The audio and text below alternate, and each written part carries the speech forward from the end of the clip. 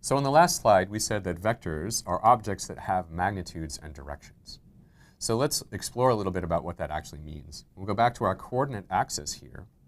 And before, we had a point sitting out here at x comma y, and we said that we could describe it by its location relative to the origin. So now I'm going to introduce a vector r, starts at the origin, goes out here to where the point is.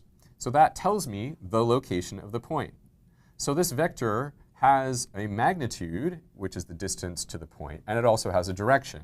Now, if we wanted to indicate the direction, really, we could put in here an angle, theta, between the x-axis and the vector.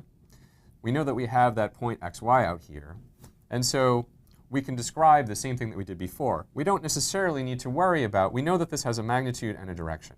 So I could just say that the vector r tells me where this point is. Now let's look and see what happens if we talk about properties of these vectors. In particular, what if I multiply that vector by a -1? That gives me something that would be pointing in the opposite direction, and that would be -r. And that would point to a point down here at -x, comma, -y. So basically, I've multiplied everything by -1. This essentially inverts or flips the point through the origin to a point over here in the third quadrant as opposed to the first quadrant of the Cartesian coordinate system. So just this simple minus sign tells me that I'm not pointing over in that direction. I'm pointing back over here at a different point.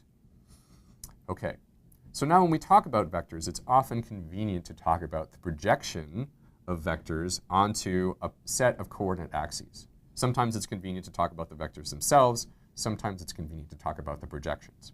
So let's look and see, given that angle theta, I can write down the projection of this vector r onto the x and y axes.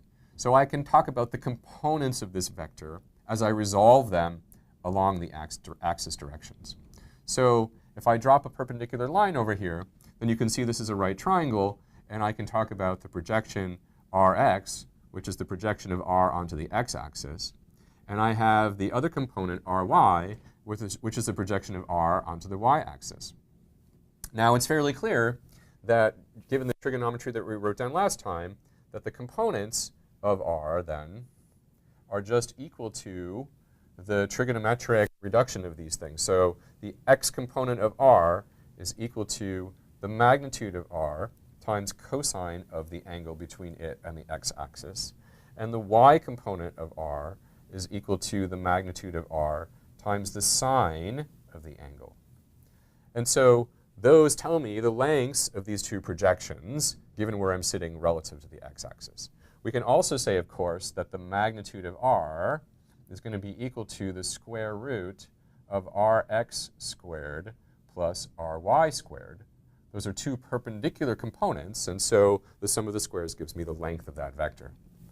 Now clearly I can do exactly the same thing with -r. So if I drop a perpendicular again, I can draw components -rx and -ry, and those describe the locations of this point, again, using the same thing that we wrote down over here. And again, since they both point both to the negative x and the negative y direction, when I write them down, I would have to put minus signs on them to make sure that I have the right components of this vector. So any vector that we have, if we know its orientation with respect to a coordinate axis, so we know this angle theta, we can write down components. It's often more convenient to work in components than working with full vector notation itself.